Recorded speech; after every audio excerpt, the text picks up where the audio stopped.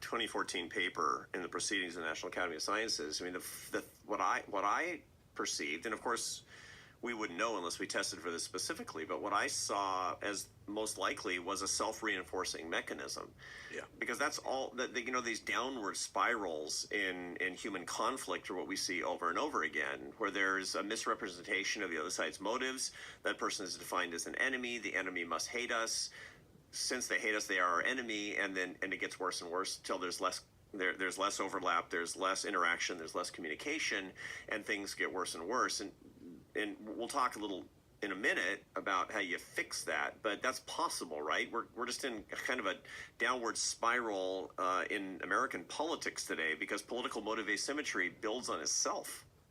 That's exactly right, and that was the motivation behind doing this work, to understand intractable conflict, to understand these conflict spirals. And to phrase it another way, if you believe the other side hates you rather than simply loves their own, then it makes no sense to use diplomacy. It makes no sense to rely on some common ground. Hey, we're both looking out for our tribes. What it makes sense is to crush them.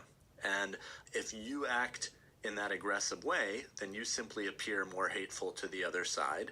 They're going to respond in kind, and you get this sort of reciprocal interaction that spirals downward. So here's how much of an influence your work has had on me, Adam. My new book is called Love Your Enemies. And I start off the first chapter of the book after the introduction talking about the paper, the 2014 paper. Yeah.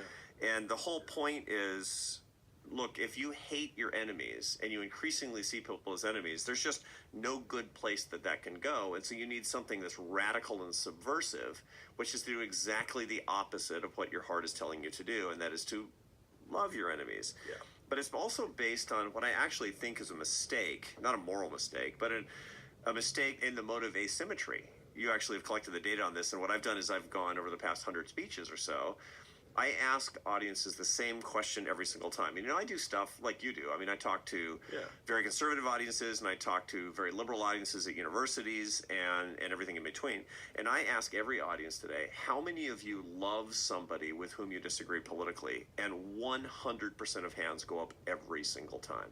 So when I talk to people individually who have participated in that little convenient experiment that I do in public events, and then I say, so therefore, are you of the opinion that everybody that you know and love who disagrees with you politically loves you, but everybody you don't know who disagrees with you politically hates you?